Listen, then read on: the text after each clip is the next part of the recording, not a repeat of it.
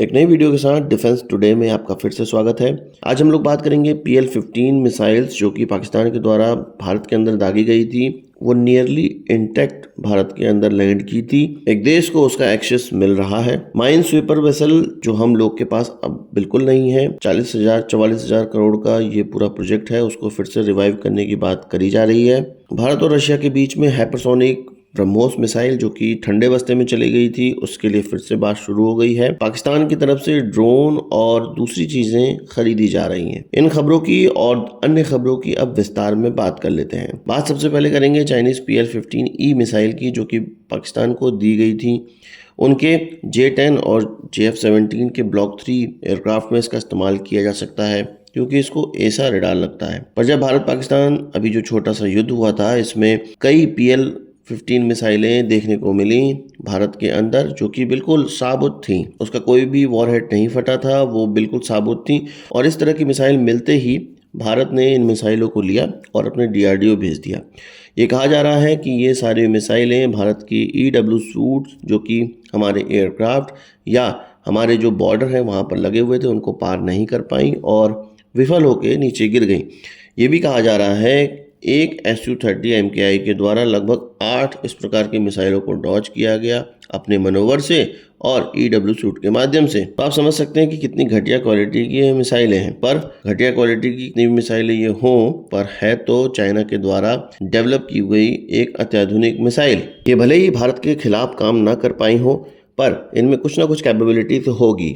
तो भारत इसकी जाँच कर रहा था और America, Japan, western countries, Europe, कई देशों से ये भारत को याचिका भी आई थी कि भाई हमें भी इसको जांच करने के लिए दो। अब पहली कंट्री जो कि जापान है, उसको इसको देखने के लिए अनुमति मिल जाएगी। इसका मतलब ये है कि अब जापान इसकी जांच करेगा और इससे जो डेटा है, जो निकलेगा डेटा, वो हो सकता है भारत को भी शेयर किया जाए। हो सकता है जापान की हेल्प भारत ले रहा हो, या ये भी हो सकता है कि जापान को कुछ इससे रिलेटेड जानकारी चाहिए हो, उसकी अनुमति दे रहा हो। कुल मिला के ये है कि चीन के जो हथियारों का जो ब्लफ था वो अब धीरे धीरे खुलकर निकल कर आएगा कि किस तरह की मिसाइलें इन्होंने बनाई है। आपको इस पर क्या कहना है, कमेंट बॉक्स में ज़रूर बताइएगा। भारत पाकिस्तान युद्ध की बात ही चली है तो पाकिस्तान के कई ड्रोन्स इस युद्ध में ख़राब हो गए और उनकी लगातार बहुत ढेर सारी संख्याएं कम हो गई।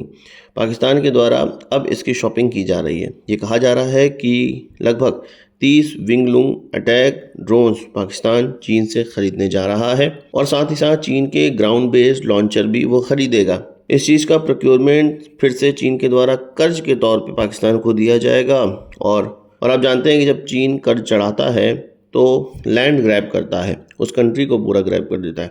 पाकिस्तान उसके जंगल में और ज़्यादा फंसने वाला है। इसके अलावा पाकिस्तानी आर्मी चीफ और टर्किश लैंड सर्विस चीफ की बीच में मुलाकात हो रही है जो कि जुलाई 2025 में होने वाली है। इसमें जो प्लान होगा वो यही होगा कि पाकिस्तान टर्की से अटैक ड्रोन मांगेगा और उसको POK के स्ट्रेटेजिक लोकेशन पे डिप्लॉय करने का प्रयास करेगा। हम ये भी जानते हैं कि ऑपरेशन सिंदूर के दौरान ये मीडिया खबरें आई थी कि टर्किश ड्रोन ऑपरेटर भी मारे गए थे। तो इसका मतलब आप समझ सकते हैं कि टर्की का कितना ज़्यादा इन्वॉल्वमेंट पाकिस्तान के अंदर है कि ड्रोन भी जो उड़ाने वाले लोग हैं वो भी टर्किश उनके वहाँ पोस्टेड है। आपका इस पर क्या कहना है, कमेंट बॉक्स में बताइएगा। माइन स्वीपर वेसल्स जो कि भारत के पास लगभग 20 साल पहले ये कहा जा रहा था कि खरीदा जाएगा और 20 साल से इसको नहीं खरीदा गया।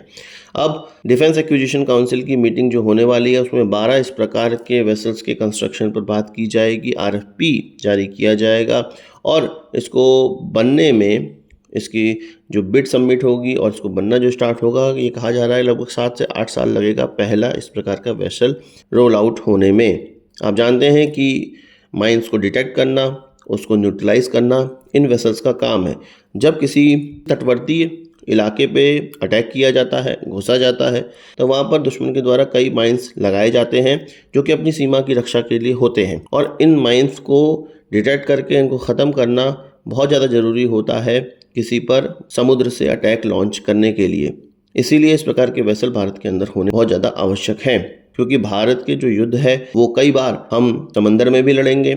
समंदर के अंदर कोई दुश्मन के द्वारा कोई माइंस अगर लगाई जाती है तो उससे हमारे शिप्स को बहुत ज़्यादा नुकसान होने वाला है, हमारे सबमरीन को बहुत ज़्यादा नुकसान होने वाला है। इस तरह की शिप पहले भी बनाई जानी थी, गोवा शिपयार्ड के द्वारा ये इनिशिएट किया गया था या उसको ये कॉन्ट्रैक्ट मिला था साउथ कोरियन कंपनी के साथ मिलके ये बनाने थे वेसल, पर ये भ्रष्टाचार के आरोप में आगे प्रोजेक्ट नहीं बढ़ पाया। अब फिर से इसको बढ़ाने की कवायद जारी हो गई है। आपको इस पर क्या कहना है कमेंट बॉक्स में बताइएगा। बात कर लेते हैं भारत और रशिया के बीच में ब्रह्मोस 2 हाइपरसोनिक मिसाइल की। आप जानते हैं कि ये जो हाइपरसोनिक मिसाइल था ब्रह्मोस 2, वो भारत रशिया से बात तो कर रहा था, पर इसके बहुत ज़्यादा महंगे होने की वजह से और रशिया का इसमें जो चंक था, जो कंपोनेंट थे, वो रशियन होने की वजह से भारत इस प्रोजेक्ट के प्रति आकर्षित नहीं था और ये कहा जा रहा था कि रशियन जिरकॉन मिसाइल का ही ये एक भारतीय वर्जन होगा। पर जिस प्रकार से हमारे एडवर्सरीज की जो क्षमताएं हैं वो बढ़ रही हैं और जिस प्रकार से अभी पाकिस्तान के साथ हमारा जो युद्ध हुआ, पाकिस्तान के साथ जो युद्ध में भारत को कुछ ना कुछ शिक्षाएं मिली होंगी, उसी शिक्षाओं को लेकर अब हम फिर रशिया के साथ मीटिंग करने जा रहे हैं और उसका जो मेन मुद्दा होगा वो हाइपरसोनिक मिसाइल होगा, यानी कि ब्रह्मोस 2 मिसाइल होगा। इससे पहले कई वेरिएंट हम लोगों ने ब्रह्मोस के देखे, पर अभी भी इसका ट्रू हाइपरसोनिक मिसाइल वेरिएंट पे काम नहीं किया जा रहा है या उसको ठंडे बस्ते में डाल दिया गया था। अब हो सकता है कि उस पर काम किया जाएगा और जल्द ही हम लोग देखेंगे कि रशियन जिरकॉन मिसाइल जो है उसका भारतीय वेरिएंट तैयार हो चुका होगा। भारत के लिए महंगा होगा, पर भारत को अपनी सुरक्षा के लिए इस पर खर्च करना ही पड़ेगा। आपको क्या कहना है कमेंट बॉक्स में बताइए। बात कर लेते हैं फिर से पाकिस्तान की। पाकिस्तान के लोग और उनके पाकिस्तान के सबसे ऊंचे दर्जे के लोग, सबसे ऊंचे पद पे पहुंचे हुए लोग भी पूरी दुनिया को हंसाने में पीछे नहीं हटते हैं और मुझे समझ में नहीं आता कि इस तरह की हरकतें करते हैं जानबूझ के या इनसे हो जाती हैं अनअवेयरनेस की वजह से। एक इमेज निकल कर सामने आई जिसमें कि शहबाज शरीफ उनके फील्ड मार्शल आसिम मुनीर को एक बड़ा सा पोर्ट्रेट दे रहे हैं। इस पोर्ट्रेट में कई आर्टिलरी रॉकेट दागते हुए दिखाई दे रहे हैं। अच्छा, अच्छी बात है, हो सकता है ये पाकिस्तान की तरफ से दागे गए हो ऑपरेशन सिंदूर के दौरान, पर ऐसा नहीं है। कई अखबारों में ये इमेज बहुत पहले ही निकल कर आ चुकी है। 2019 के समय में ये इमेज निकल कर आई है जिसमें कि चीनियों के द्वारा एक प्रैक्टिस में ये मिसाइलें लॉन्च की जा रही हैं और उन मिसाइलों की मतलब उस फोटो में तो एक ही मिसाइल, 2 ही मिसाइल लॉन्च करती हुई दिखाई गई। इसको फोटोशॉप करके 3-4 मिसाइल लॉन्चर और उनको मिसाइल को लॉन्च होता हुआ दिखा दिया गया, जो पोर्ट्रेट आसिम मुनीर को दिया गया शहबाज शरीफ के द्वारा और फिर से शहबाज शरीफ के द्वारा जग हंसाई करवा ली गई। इनको ये समझ में नहीं आता कि किस इमेज में कौन से हथियार लॉन्च हो रहे हैं या इनके जो पीछे से सलाहकार बैठे हुए हैं जिसने ये इमेज बनाकर इनको दी होगी उसको तो पता होगा कि वो कहाँ से ये इमेज चुरा रहा है। उसको ये पता होगा कि कहाँ से इसको फोटोशॉप कर रहा है और उसको फ्रेम करके अपने प्रधानमंत्री को दे दिया, उसके प्रधानमंत्री ने अपने फील्ड मार्शल को दे दिया और ये चीज़ें पूरी सोशल मीडिया में निकलकर सामने आई है। इमेज आपके सामने है, आप खुद ही इसका निर्णय ले लीजिए। आपको इस खबर को सुन के कैसा लगा कमेंट बॉक्स में बताइएगा। आसिम मुनीर और शहबाज शरीफ के लिए 2 शब्द जरूर लिखिएगा। इसके अलावा बात कर लेते हैं पिनाका MK3 की, जिसकी की मारक क्षमता 120 किलोमीटर की अब हो जाएगी। सोलार इंडस्ट्री के द्वारा इसका जो यूजर ट्रायल वाला वेरिएंट था वो बनाकर तैयार कर दिया गया है और ये अब डिलीवर कर दिया गया है। अब भारतीय आर्मी की तरफ से इसका ट्रायल किया जाएगा। इसकी जो मारक क्षमता जैसे कि मैंने आपको बताया 120 किलोमीटर की है। इसके द्वारा 250 किलोग्राम का वॉरहेड ले जाया जा सकता है। इससे पहले पिनाका MK1 की 40 किलोमीटर, पिनाका MK2 की 60 से लेकर 90 किलोमीटर और गाइडेड पिनाका की 75 से लेकर 90 किलोमीटर की मारक क्षमता रही है। साथ ही साथ उनका कैलिबर 214 mm का रहा है। इस मिसाइल का जो कि पिनाका MK3 है, इसका कैलिबर 300 mm का होगा। DRDO की रिसर्च सेंटर इमारत के द्वारा इसका निर्माण या इसका डेवलपमेंट किया गया है। सोलार इंडस्ट्री को दिया गया कि तुम इसको बनाओ और क्योंकि इसके सक्सेसफुल पहले ट्रायल किए जा चुके हैं इसीलिए अब यूज़र ट्रायल में ये जा रहा है। यूज़र ट्रायल होते ही इसका मास प्रोडक्शन करके इसको तुरंत से भारतीय आर्मी के अंदर इंडक्ट कर दिया जाएगा।